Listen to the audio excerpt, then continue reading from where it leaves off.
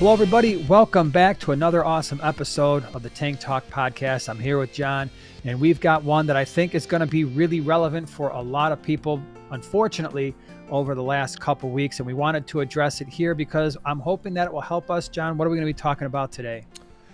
Well, we're going to be talking about what is on everybody's mind right now, which is the natural disasters.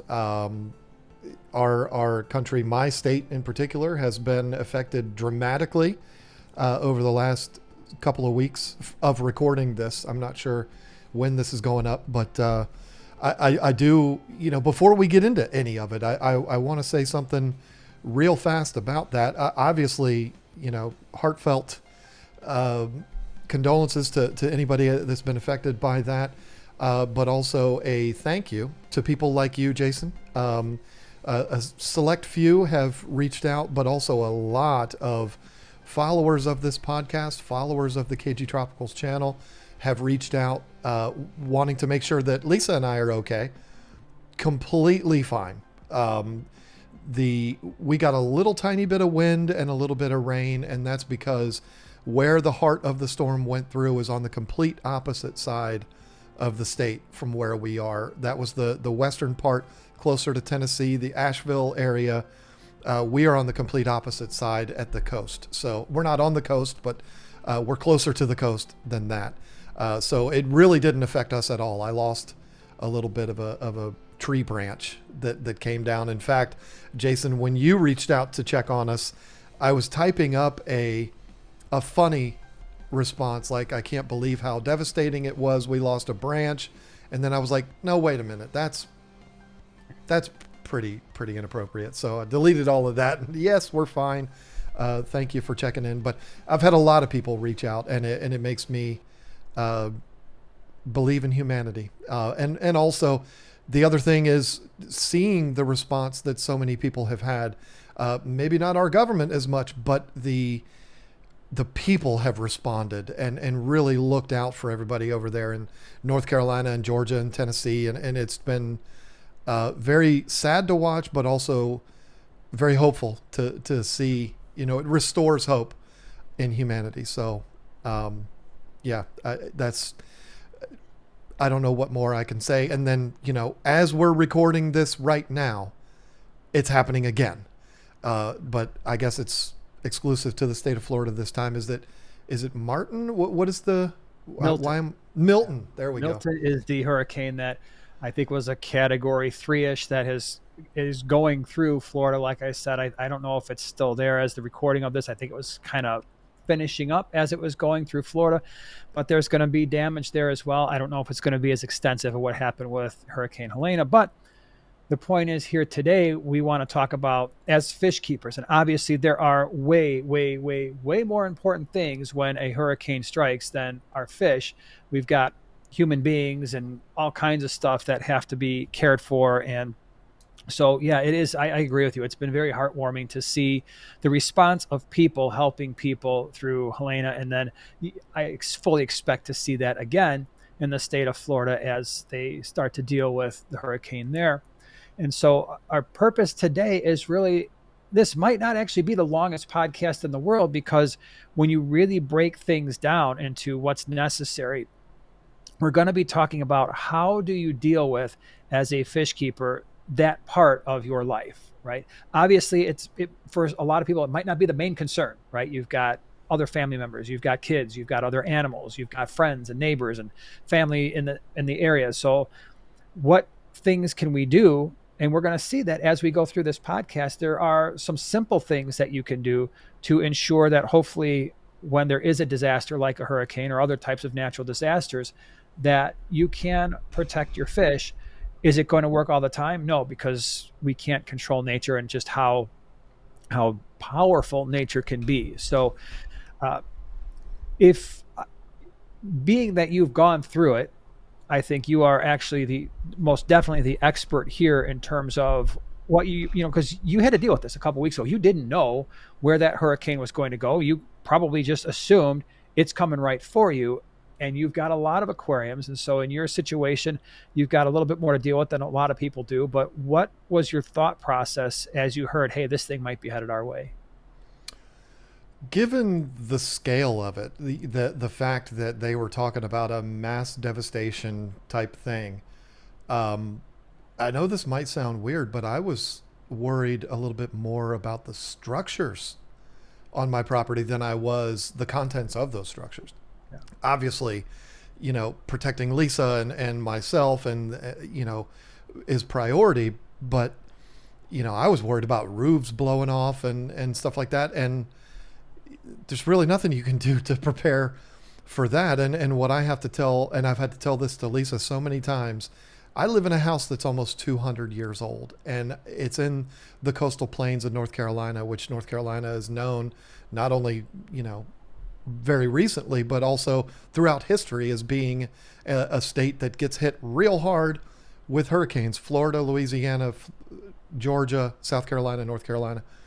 So I have to tell Lisa, hey, this old girl's been standing for 200 years and, it hasn't come down in a hurricane. And I have to remind myself of that. And that's what I thought of when we knew that Helene was coming.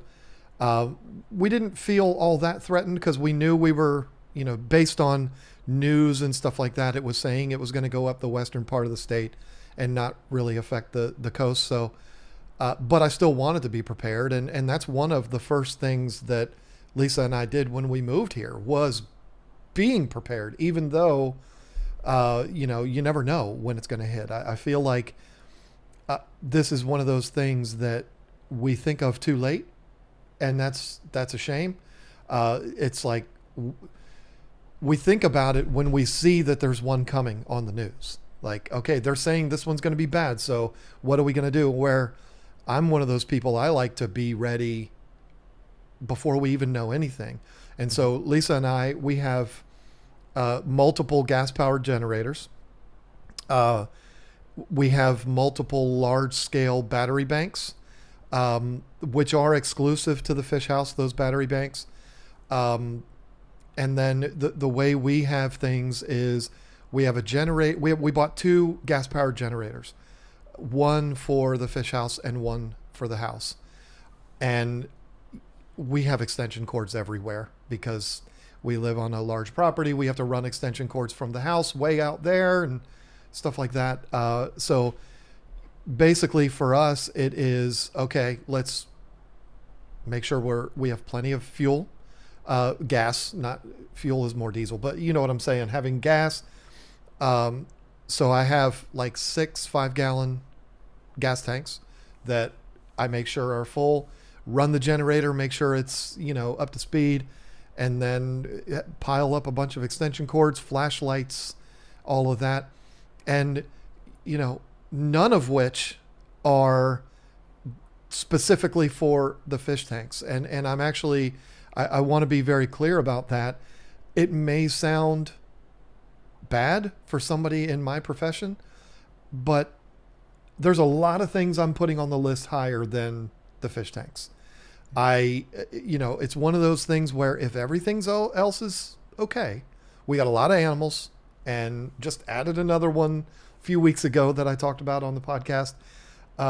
We got to make sure they're okay. If, we got to make sure Lisa and I know what we're going to do. And then once we have all of that straight, then it's like, okay, here's what we're going to do for the fish house. And I know to a hardcore fish keeper, that might sound morbid. And to me, it sounds morbid, but we have to prioritize. And so, but the grand plan is hook up minimal life support systems for the aquariums with that generator. And that's basically to keep water movement, not necessarily heat, because this kind of a thing generally happens at the time of year where heat's not a concern. Mm-hmm. And heat will drain a lot of power anyway.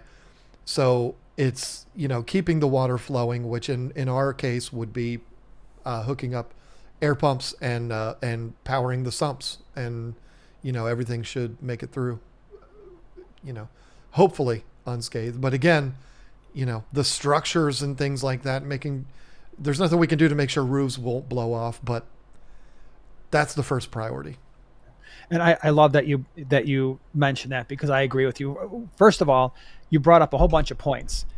point number one that you made was the time to prepare for these disasters is before they happen, not when they are happening or right before they're happening and you know the disaster's on their way, because that's when you get the hoarding, that's when you get people panic buying, that's when all the generators are gone, the battery powered backup little air pumps, they're sold out. They might not be able to get them to you on time because things are backed up. So the time to do this is before there is a disaster. And so you mentioned you've got the generators on a larger scale. For those of you who don't have as many aquariums, it might be a little bit easier to deal with. The backup generator that you have might be smaller, or it might just be an individual air pump for each tank. Now, you brought up a second point that I think is really important, and that is you don't have to power everything. So just because you've got 10 aquariums with 10 filters, with 10 heaters, with 10 lights, and 10 little air stones going on with a little bubbly guy, all of that is not critical. What is critical that you brought up is moving water. It's not even filtration necessarily, like, oh, I got to make sure my water looks good. It's all about oxygen. That is your main concern when it comes to aquariums. Oxygen. That is it. And it's not necessarily for the reasons you may think it is. The oxygen is actually just as important, if not more important, for your beneficial bacteria than it is for the fish. And so that's your goal. Your goal is to create surface agitation, so you have gas exchange, so that you're giving the beneficial bacteria air to breathe, so to speak, because these microbes, they're eating the ammonia that your fish produce, and they're turning it into nitrite. Ammonia is toxic. The nitrite is toxic. There are other microbes that are eating that nitrite and turning it into nitrate, which is way less toxic. And then we do our water changes where we have plants to remove that stuff. But all of those microbes are aerobic. In other words, they need oxygen. And when that runs out because your filters stop, your sponge filters are shut off, your air stones are done, now you've got a big problem because those microbes start to die. Now we start to get an ammonia buildup, and now you've got a cycle that has crashed, right? We talk about ammonia to nitrite. We call that the aquarium cycle. It's like one half of it. But once that crashes, now you've got two issues. Your fish are low on oxygen, and they're experiencing an ammonia crash or a cycle crash because there's an ammonia spike. So thing number one, move water. You mentioned keeping the sumps up and running. You mentioned that if you've got hang-on backs, you're keeping those. It actually doesn't take a lot. So one of the things that I've always recommended is, in your case, you've got the sumps. If you've got a canister filter, if you have a hang-on back, that water is going to get stagnant. If you cannot run those things, let's say you don't have the generator, let's say you've only got a few tanks. And you're like, well, I don't need a giant generator. No, you probably don't. What you do need is battery-powered air pumps. And all you have to do is either run a cycled sponge filter if you have them, or an air stone. And what I would strongly recommend is, especially if you've got a canister filter or a hang-on back, get the media out of there, because you have got no water, stagnant. They're going to run out of oxygen quick. So you get the media out. If you've got sponges, let them float at the surface of your aquarium. Just let those bad boys float. Floss, biomedia, all that stuff goes in a filter bag. If it's not already there, hang it off the edge of your tank on the top rim, and get that air stone right under there and have that air stone hitting that media, because that's going to maximize oxygen and gas exchange. If you can do that, is it the perfect situation? No. Is it better than letting that stuff more or less rot inside a canister filter or a hang-on back? Absolutely. Are you going to lose some beneficial bacteria? Probably. But the main thing here is keeping that surface agitation going for gas exchange. Yeah, and when I said keep my sumps running, I want to clarify that a little bit. The reason why I would do that is because it is the easiest, and because my aquariums are large. I mean, we're talking about 3 240s, a 300, and a 360. Not flexing, just telling you facts. This is what I have. And every single one of those tanks has two pumps, Siche, I might add, that are running the sumps. I would actually, and I already have it, because again, I'm not a full scale prepper. I'm not digging a bunker. I'm not doing all of that. But I like to know, because it makes me feel better, exactly what I would do in these situations. I don't have them labeled, but I have it to memory. I know which plug is the pumps, and I would only run one. Yeah. Um, you know, I have two pumps in each one, and so that's what, 5 pumps or 10 pumps actually. I would cut that down to just one pump in each one. Yeah, I've got 60 yellow labs, probably more like 70. I've got a bunch of peacocks and haps, big dogs in the 360, and the biggest waste producers on Earth, comet goldfish, in the 300. They're still going to be producing waste. I'm going to cut way, way back on feeding, if feeding at Mhm. all, Yeah. so that they're not producing a lot more. And I'm just going to run those pumps uh, on one of them instead of both. And all of the pumps that I have being CJ pumps, they're adjustable flow. I'm going to turn those down to draw even less power, just to keep that water circulating. And my justification for doing that is, for one, exactly what you talked about. I'm circulating water through all of the media slowly, but it's going through. And for an 8 foot by 3 foot by 2 foot tank, how many air stones do I need to really You effectively can't. move water? You It'd can't. be too much. Yeah. So, just having that return and getting it through. And I think something that I wanted to mention in the beginning, but I was talking way too long in the beginning. Your fish are not going to be happy, and you should probably uh, get over that. Mhm. Just Yeah. like you are not going to be happy. For me, my first priority, I'm not trying to make this about myself, but my first priority is going to be making sure that there's air conditioning in my bedroom. Because if I don't sleep, then I'm done. Like, and I can't sleep if I'm hot. So having the air conditioning in my bedroom, a window unit in the bedroom, keep the room clean, cool. I'm going to get good sleep. I'm going to be ready to be miserable all day. And that's kind of my point. I'm going to be miserable all day because I live in North Carolina. It's hot as you know what out here. Not right now, but usually it is. And I'm going to be miserable all day. And so I can't be really upset if my fish are a little upset too. Yeah. We're all miserable here until we get through this. We're all going to be a little bit cranky, and you know, that's just going to be the way it is. And you have to understand that you're not going to be able to keep things pristine, especially. We have a mutual friend on YouTube, the Zen Ginger, the best moderator of all Mhm. moderators in live streams, by the way. She helps Lisa and I out immensely. She lives in the state of Texas, and I know within the last probably year and a half, her and Lisa are good friends. There's been weeks that she's been without power. And so that's what we're talking about, like long term situations. There's no way you're going to be perfectly happy throughout those entire deals unless you're fortunate. I am not yet. It's something I'd like to do. If you're one of those fortunate people that has a propane fueled or natural gas fueled whole house generator, obviously that is perfect world scenario right there, where you just see a little flicker in your power and say, what was that? You don't even know the difference. That's a perfect world scenario, but most of us ain't got it like that. Yep. Yep. So I think, to summarize, number one most important thing: oxygen in your aquarium for your beneficial bacteria and, of course, for your fish. You mentioned, rightly so, stop. I would advocate stop feeding. If you have to run stuff on a generator, your fish can go a most fish can go a really long time without eating food, way longer than most people will appreciate.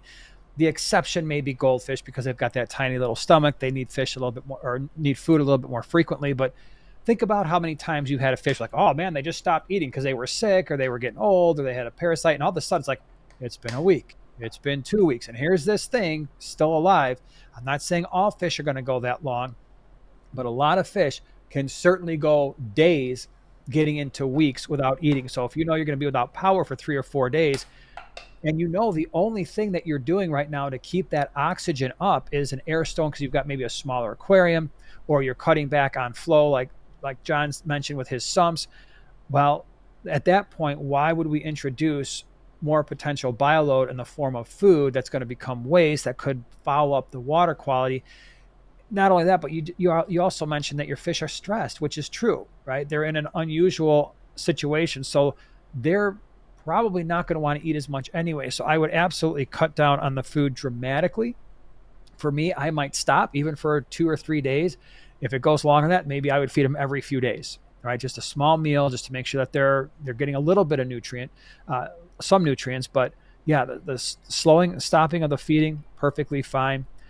The other thing to consider as well is other equipment, lights.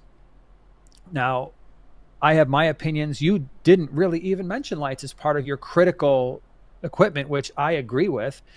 If you've got plants, yeah, you know what? You have to, the filter is most important. So if you can't run filters and lights, you're cutting the lights out. And if your plants start to die because of it, get the dead and decaying plants out of the tank. Otherwise, they're just going to contribute to bioload and they're going to rot. If you can run lights, great. I don't know what your feelings are on it, but I would say that is enough light so that you can feed fish if you have to feed them every couple, 2, 3 days. Lights for me are pretty simple. If I have no plants in the tank, I'm not concerned about lights in the slightest bit. If we have multiple heavily planted tanks, um, I'm going to keep an eye on the plants. And like you said, if we start to see some die off, get that out of there. But one thing I know, maybe not Anubias, but most plants rebound really fast. And so if I have some stem plants or some crypts or something like that, and I get a few yellow leaves, I'm going to get those out of there, and I'm not even going to lose a wink of sleep over that. Yeah, it's unfortunate, but this whole thing's unfortunate. Yeah. You know, people are dying. So there's worse things than, some leaves turning yellow.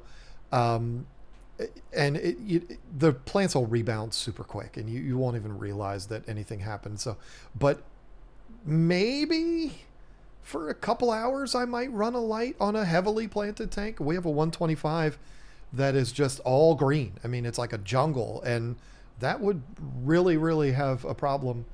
But I'd also uncover all the windows and let ambient light come in Mm-hmm. and contribute to some of that. Right now in our fish house, all of our windows are covered. Not all of them, but most of them. But I'm not, and again, I know it sounds blasphemous to a lot of people, but I'm not going to be concerned about lights at all. I got a lot of other things to be concerned about. But if it is if we do get to that point where it's 4 or 5 days, I might see if I can't swing having a light on for a little bit on the heavily planted tanks. But, if we go through all of this and we only lose a few plants, I'm not going to be all that concerned. And, yeah, I'm fortunate. I can just go to my barn and grab some more, but um, that's not going to be a huge concern for me. Uh, and I would agree with you. The one thing that people should keep in mind with plants, especially heavily planted tanks, if there are no lights, those plants will switch from photosynthesis and basically do the same things that we would do or fish would do. And that is they start to consume oxygen, release CO2, and they start to consume their stored sugars. And they're going to do that for as long as they can and then eventually die out if light is not reintroduced. So that's another reason why it's important to keep those oxygen levels up, because your plants are going to turn into oxygen consumers and not oxygen producers if they cannot go through photosynthesis. So definitely something to keep in mind. You had mentioned heating the tanks. You're not concerned about it. It's a huge energy draw. And I would say that is absolutely very true for people who would generally experience hurricanes for the most part, except by now, when we're getting into October and November, I know like parts of Georgia, it gets cold. Mhm. And so you do have to consider, if you are in an area, or even Tennessee for that matter, the night temperatures start to drop and you could start to see some fluctuations in the fish tank overall temperatures, and they will most likely start to go down over time. And so if you're somewhere where it's like, oh my gosh, my house is dropping into the 50s at night, which is perfectly reasonable, again, like It's in doing parts of that here Georgia, now. yeah. So you do have to kind of consider that, because if those temperatures do start to fall too far into the 60s and you've got tropical fish, you could be introducing disease. But that is absolutely another reason why you are not feeding your fish, because they stop eating. And even if they try to eat, they stop digesting food when it gets too cold. Again, it stinks. We're in a bad situation. We're talking about a natural disaster here. You can't cover all your bases all the time. But if you can, use some of your generating power, not at the expense of oxygen necessarily, but to try to keep those temps at least into the 70s. It's not going to be ideal. You're not going to be 78, 80 degrees, maybe like you were, but you can run that heater without causing major fluctuations. You can turn those heaters down. You can, during the day, try to open up, like you mentioned, open up the windows, keep the house warm, and then try to conserve as much of that heat as you can so that the house isn't also doing these, these major fluctuations. Try to keep those temperatures at least at 70. That would be great. If you can't, oxygen's still more important, in my opinion, than the heat. But know that you could start to run into some issues there with fish health. I'm thinking like Lake Tanganyika cichlids, discus, Ultim angels. It's like, man, you dip into the low 70s. You got a big problem there.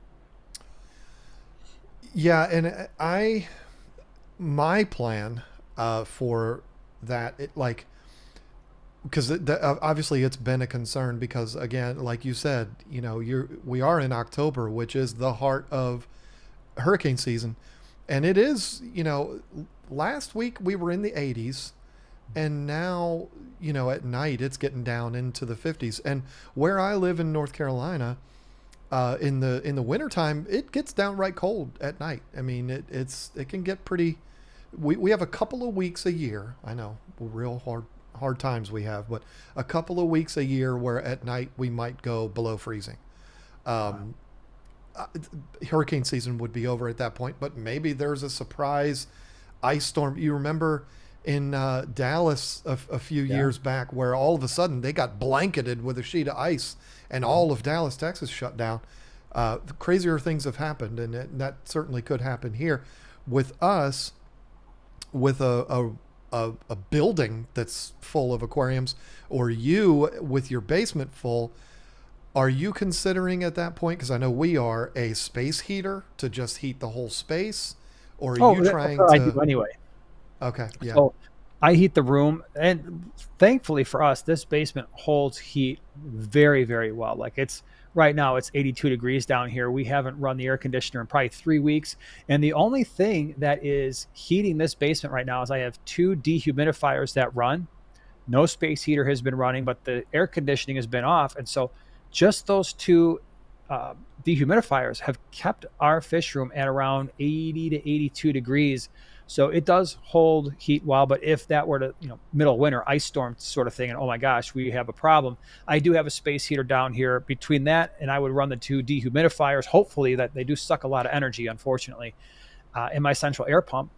And I think I've got, for most tanks, all the tanks behind me in the gallery, they would go on air stones. I would run that pump in. I've got a second pump that I would run throughout here.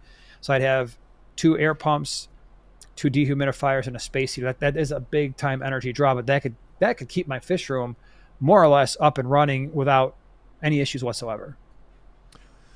I've thought about it, and even if we get to desperation mode, like we're desperate times call for desperate measures. Even because heat is such a huge draw, I've entertained, okay, we'll run the filters for a couple hours, and then we'll switch over to the heat, and heat and then go back and forth if we have to. In a perfect world, I would have everything plugged into the generator, and the generator should be able to hold that, but I'm going to be spending a lot of money on gasoline, but that's what you got to do. You got to make sure that thing's full and keep it going. But if it was like, okay, the apocalypse has happened, all of the trees have fallen, and I can't get out to go get more gas, we've got to conserve as much as possible. I would probably alternate, heat it up for a couple hours, run the filters for a couple hours, probably heat more than filters, and just try to conserve as much power as possible, because those heaters are going to be a huge draw on all of that power. And, just basically providing life support at that point. Yeah. And again, you brought up another really important point, and that is you don't necessarily have to run all of these systems 24/7. right? You mentioned potentially alternating, but even let's just say your tanks are going to maintain a warm enough temperature and you're just worried about getting oxygen into the tank. That doesn't necessarily mean that, oh, it's got to be on all the time. So if you have a, let's say we're on talking about a smaller scale, you've got 5 aquariums, you can potentially run them with air stones temporarily for a day or 2 or 3, and you've got a battery powered air pump or you've got a USB rechargeable one. it, Keep in mind you may have to rotate those things because you are going to need time to charge them. You're going to need time to maybe change out batteries, and maybe, just maybe, you don't have a pump for every single aquarium. Well, then yeah, you're rotating them as best you can. Ideally you have one for every aquarium you have, or you have the ability to run larger systems like a canister or a sump in your case, for each aquarium, and you've got a larger generator. But short of that, you rotate as best you can so that no one tank is completely crashing. And the other thing to consider too, we talked about this with plants, if you start to see fish really struggling, don't let them just die in your aquarium, because they're taking away oxygen. They are creating more bioload. I'm thinking the fish to me that are usually the first to go are your really active swimmers, things like bala sharks, tinfoil barbs, rainbow fish, danios. And it's like pow, pow, pow, and they're going, they're usually just flying around the tank, and those are usually the first fish. They're like, "Whoo, I'm having a hard time breathing. Okay, I'm dead." Right? So just keep a close eye on them. Don't leave your aquariums for 6 or 8 hours and be like, "Okay, I think everything's going to be okay," and come back, because once you have 1 or 2 fish die, that, and you've already got potential issues there for water quality problems, you got to get those out of there and get them out quick. I'm somebody that believes wholeheartedly in giving credit where credit is due, and there is a product out there. I do not sell this product. I entertained selling it, but um, just because I don't sell it doesn't mean I don't want to talk about it. I think it is the best battery operated aquarium air pump in the industry. I think it's best. It is a Higer product, and I wish I knew the model number on it. I actually have one right over there that I bought for testing purposes. One of the features that this pump has is you can set it to where it runs constantly, but then when the battery gets to a certain level, which I believe is 50%, it cuts into a different mode where it pulses. And it's like it runs for 5 seconds and then it's off for 30-second intervals or something like that. And what I found in my test was if I ran the pump full speed, not full power, but just consistently running it the whole time, it would do about 2 days, which is beautiful. I mean, that's Yeah. great. But if you were to switch it to where when it gets to that 50%, it pulses, which is like an iPhone going to low power mode, and it does the pulsing, it'll last 3 days. And so that goes along with what we're talking about here is getting into that desperation mode where you just got to start selecting what you're going to do. That air pump, when you start talking again, I'm going to run over and grab it because it deserves to be shouted out here. It's an amazing product. And if I were to manufacture a battery operated air pump, I would clone that thing because it is And perfect. I'm sure what you're going to do is you can always link it or something if you want in the description. If you have time, think about it. Go ahead and grab it, because Yeah. I can talk about differences between air pumps. Some things to think about here. If you're going to get a battery powered air pump, there's really two different types. One, you're going to have actual batteries that you have to place in the air pump, or two, you're going to have one that is rechargeable, often via USB. Keep in mind, if you are buying a rechargeable air pump, that is, you're just plugging it into USB, you have to have some type of power anyway. So you might have to run out to your car and recharge it there, like you're recharging your iPhone. But if your house is down, and that's the reason why you're running the air pump, well, then you don't have a mechanism to recharge that thing unless you're going to be sitting in your car with the car running. For batteries, you have to make sure, like John, you just mentioned, you know how long this thing is going to last, and you know the power draw. That's one of the things that you're going to have to count on, is like, do I have enough batteries to run these air pumps for, let's say, a week? The other thing to consider too is, for these pumps, again, when they can, if they don't have the automatic shut off, again, you don't have to run them all the time. So All right, you got this thing. You wanna do a show and tell? Yeah, I'm actually What did you so bring to embarrassed. class? I'm so embarrassed because I left my glasses in my truck, and so I can't read the model number on it. So I had to take a picture so that I can zoom in on it. But for those watching on video, this is the air pump here. The model number is the HG087-4W, 4 watt. Um, this is the best battery operated aquarium air pump that's ever been made, as far as I'm concerned.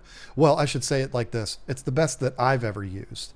And again, it has a little LCD screen here that shows what mode it's in, and if you set it to that pulse mode, it is a game changer. I don't know if others do that. I'm sure it's not an exclusive to Higer thing, but that pulsing mode is incredible. Is that USB rechargeable or does that actually hold batteries? It is it's USB rechargeable, Okay. USB C. So, Okay. and it comes with the cord that I'm actually right here. And you know, Okay. the nice thing is if you have an automobile that's within the last probably 5 years old, you've got USB, all different kinds of USB connectors in there. My truck even has um, in the center console a full 3-prong power outlet like you would have in your house.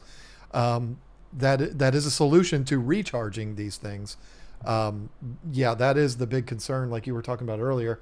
These are great, but you know, if it's going to go longer than a couple days, you're going to have to start thinking about recharging this thing. And I can think of nothing better than the good old fashioned, not old fashioned, but the good modern automobile to take them in and charge them back up again. This brings up an interesting point because we've talked about different types of filtration. And I wonder if it makes more sense to have people who are living in areas that are prone to natural disasters like hurricanes to run more sponge filters as backups. Maybe not the central thing, but even if it were running sponge filters kind of tucked away in a corner somewhere, running a sponge filter out of a sump, just kind of tucked away as because you're using something like that. And maybe this wouldn't apply to the something, but if you had a sponge filter tucked away, maybe your hang on back filter, your internal canister filter is the main thing. But if you had sponge filters somewhere, or maybe there's just you've got a tank where it's just like I'm going to have one tank where it's just sponge filters only, and I'm going to run 4 or 5 in there. And then if something ever happens, I can split those sponge filters up into different tanks because then instead of just running an air stone in your aquarium with the media above, you can still put the media above where the air is coming out, but then you've got a cycled sponge filter in there as well. So that makes a lot more sense to me than just running the air stone in case of an emergency. So it's something to keep in mind. If you've got one aquarium that you can, they don't look great, right? We've talked about this before, but if you can sacrifice one, be like, hey, this is actually serving a different purpose. It's a backup to my natural disaster situation. I've got cycled sponge filters I can throw into different aquariums. Would you poo poo the idea of just any sponge filter? Meaning you have a aquarium prepper kit somewhere, you have a tote that has, because you have 9 tanks, you've got 9 sponge filters in there. They've never been used. I feel like if it were me, I would think that's better than having nothing, Mm-hmm. better than just an air stone, but it's not a fully cycled, because sponge filters are ugly. Yeah. To have them in there, unless you're running a fish room kind of thing, Mm-hmm. you know, a hobby tank in your living room with a big giant sponge filter in it is just ugly. But to have it stored away somewhere as your emergency kit, even though it's not cycled, would you frown on that, or would you say it like I do, which is it's better than not having anything? It's better. Well, one, I mean, it's not going to help with any kind of an ammonia or nitrite spike. However, again, it's serving at that point, it's basically just serving the purpose of an air stone, but now you're at least getting mechanical filtration from the sponge filter. So you could do that, but then you could also, it doesn't have to be necessarily something that you maintain 12 months out of the year. I mean, because you're not worried about hurricanes most of the year. So maybe it's one of those things where before hurricane season starts, you're like, you know what, I'm going to go set up my 37-gallon tote. I'm going to throw in my however many sponge filters I need. And then I am going to chuck in some feeder goldfish or I'm going to chuck in some feeder fish, and I'm going to make sure I'm going to feed them. I'm going to care for them. They're not just, I'm not just going to abuse these fish, and I'm going to make sure that these things are cycled. Or maybe it's some smaller fish, white clouds or something that you can put in a tank later on, but they can just sit there in your basically indoor pond toad, or outdoors for that matter. It doesn't really matter. And yeah, let them cycle, and it didn't really cost you much. And then at the end of the year, you've got white clouds you can give away or bring to pet stores and be like, hey, I've got these white clouds, and I'll redo this in 8 months. Yeah, and you touched on something earlier. I think it needs to be highlighted even more. The fact that I live in the state of North Carolina, so we are hurricane central. But this is not just people that live in the South and are on the East Coast that deal with hurricanes. There's natural catastrophes that happen throughout the country, just different ways, whether it's earthquakes in the West Coast or tornadoes in Kansas and Oklahoma, ice storms, major blizzards. Remember what happened in Buffalo? I mean, like, people get buried in snow. There's all different kinds of these natural disasters, and everything we're talking about applies to all of them. I mean, it's Yeah. when you have a major event like that, you're thinking water movement, you're thinking temperature. It doesn't matter what the natural disaster was. I mean, it all is, we have the same priorities no matter what. Maybe if we're talking about ice storms and blizzards and things like that, we're a lot more concerned about temperature at that point Yep. than events that happen in the summer. But everything that we're talking about, we're not just talking to people in the South here. We're talking about all over the country. I don't think there's any state in the United States of America that's immune from something catastrophic that could happen. Yeah, and if you're thinking about something like an earthquake, everything we just said still applies, but now you've got that added risk sometimes of tanks falling over. And Yeah. so that creates an entirely different issue. So then you really are going to want some of those 27 or 37-gallon black plastic totes with the yellow lids, those really heavy duty ones, because you might be grabbing fish that have to go into a tote temporarily with your filtration, your sponge filters, your air stones, and deal with that until you can figure the situation out. I mean, obviously, again, just like we said with hurricanes, you've got much bigger issues to deal with usually when these natural disasters hit than your fish, but it's something to at least consider. Ice storms, like you said, yeah, now you absolutely are dealing with temperature, because you can have all the oxygen you want, but if your fish are going down into the 50s, they're all going to die anyway. So if they're tropical fish, so what difference does it make at that point? Yeah, every single event that we've talked about, it all comes to the same conclusion, which is long-term power outages.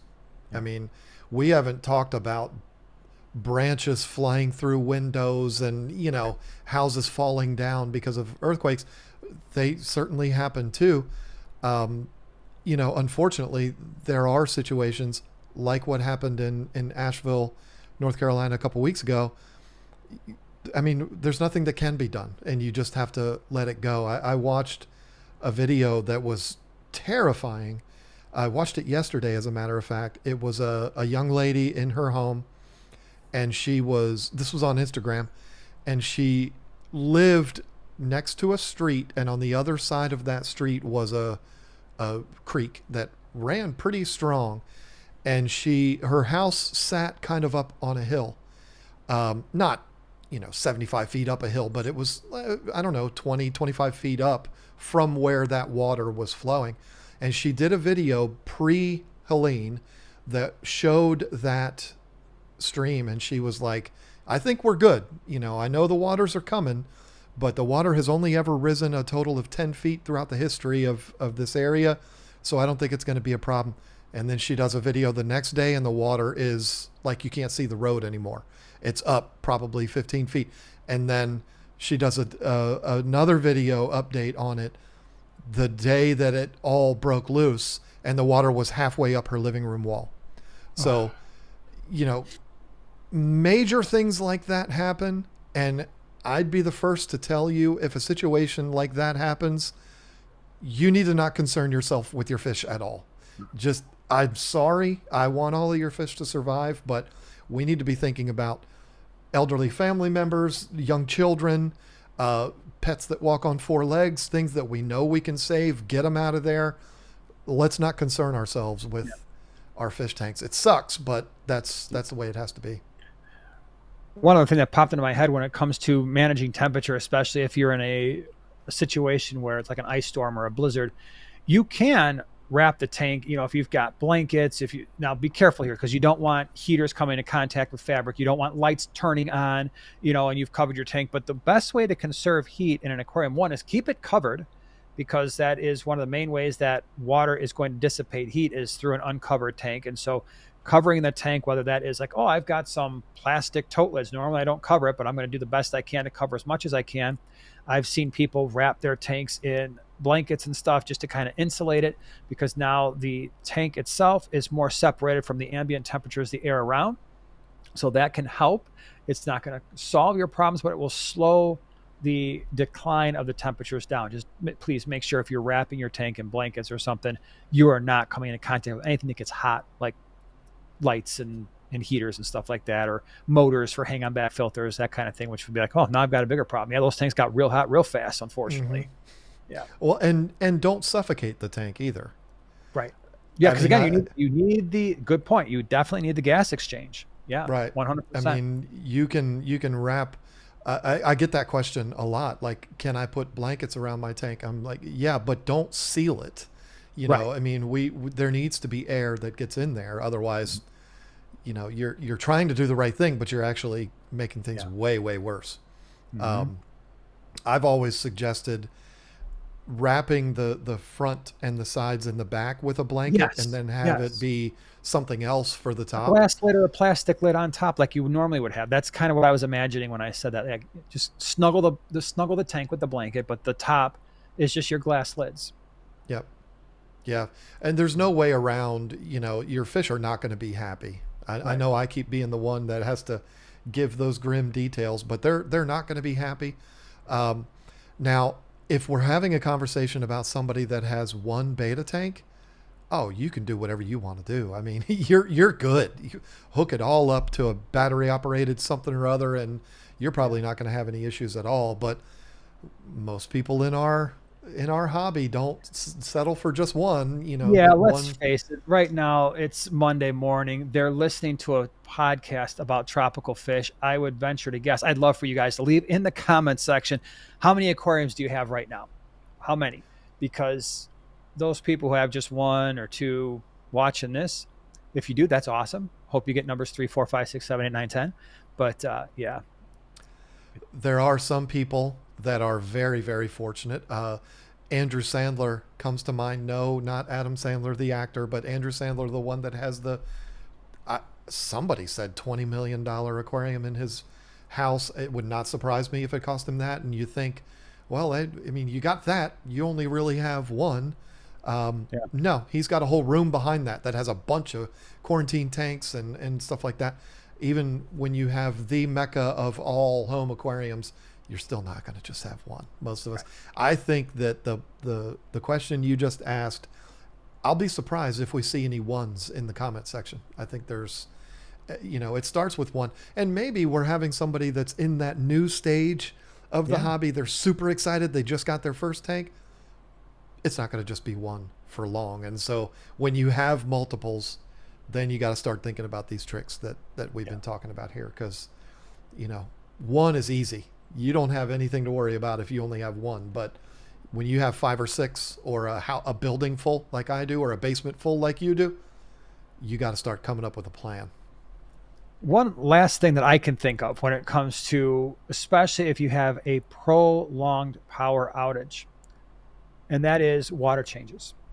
If you do you have to prepare for this as well. What are you going to do if the ammonia starts to spike? If you start to get nitrite spikes, do you have the ability to do water changes and introduce water into your aquarium that is of relatively the same temperature? Because assuming at this point you've lost your hot water heater, now that's not necessarily the case, because maybe your hot water heater is running off of gas and you don't have any issues there. That can also be a way, by the way, to maintain tank temperature. Right. So if you introduce water that is at that 78 to 80 degrees and you're removing water that's a little bit cooler, again, you don't want to temperature shock the fish, but water changes to me are only happening for the most part if I'm having an issue with ammonia or nitrite, especially for the hopefully what's just going to be a few days, maybe a week. But other than that, I'm not messing with it. I don't I don't want to be the guy that corrects you here, and I don't know if I am, but Might be. I think that even gas powered water heaters still Do need they lose it? electric. Yeah, I think there I don't still know enough needs to about it. be. It's not like a gas stove where you can ignite it with a lighter or something if you need to. I believe the igniter and the mechanics, the inner workings of it, still requires power. Yeah. Um, I could be wrong. Maybe there's No, some, no. you Listen, know, I could be. Yeah. So maybe then the only hot water you're going to get from your hot water heater is how long that hot water heater can maintain the water that was heated before the power went right. out at that And you're point, going to right? need that for your showers and stuff like that. Yeah. But the other thing too is you would think living on a property like I do, um, that we're on a well. We're not. We're actually hooked up to the city water. I was shocked when I learned that. I thought for sure 3 buildings on the property that all have water. I thought it was going to be on a well, but it's not. If you are on a well, um, not all of them, but most wells aren't going to function if your power's out because you don't have a pump that's pumping the water in. If you have it from the city water, that water's pressurized from the city, and you need to have a large scale, like all of Chuan County is out. Then the water treatment plants are out, and then water isn't even a thing. But even in city water, with city water here, if the power's out, our water still runs full steam. Like it's not heated, but you still get the water pressure. You can do those water changes if it's coming out of the tap, like you said, at a reasonable rate, which during the summer it certainly would. But wintertime, that water's coming out frigid. I mean, Yeah. it's like you wouldn't want to do that. But yeah, you might not even have the option of water if you're on a well, which would be get you some 5 gallon jugs and get those things filled up and have them ready and have them sitting in the room where your aquarium is and maybe put a blanket over them to try to maintain temperature. If you do need to do those immediate or emergency water changes, Yeah. that's where your water can come from. And you might not have a choice if you're on a well. Right. Right. Do you have anything else? Do you think we've left anything else out that are, because I mean, the major ones we covered. We covered oxygen, heat if you need it, if you're losing temperature quick, but the rest of it, just wait until power comes back on. Yeah, I mean, I don't know anything that we haven't covered. I think the thing that I want to hit home is because I think you're going to hit more on the technical stuff as a wrap up. It's not going to be perfect. Yeah. Unless you're someone, I don't know if you're familiar, Jason, with Adam Sandler. I think you know who Adam Sandler is, but Andrew Sandler with the big reef tank in his basement, 16,000 gallons, I think. I don't know this for a fact, but I think that guy's probably got a generator specifically for that setup. If you're somebody that's in a situation like him, you're not even listening to this because you're already ready. But for most of us mere mortals that have to think about these things, unless you have a lot of money, you're not going to be able to have this be perfect, and your fish don't even know that anything ever happened. Get that out of your head. We're all going to be miserable for those however many days that you're out of power. Just understand that you're going to be miserable. Your fish are going to be miserable, but we just want to do our best to keep them alive. Yeah. No, I think that's well said. I don't think anything more needs to be said about it because you pretty much hit the important points. And again, for those of you who are experiencing issues or have, we're really sorry that you're having to go through that. It's absolutely horrible. Hope that everything works out okay and that you're able to recuperate and recover. And for everybody else, again, we always appreciate you being here, appreciate you supporting the channel and sharing it and doing all the things that you do for us. So I think this is a good time to wrap it up. Really appreciate you being here. We will be back same time, same place next week. And I hopefully will have a subject that is a little bit more uplifting than what we've talked about today. So thanks for being here. Nice. We'll see you next week.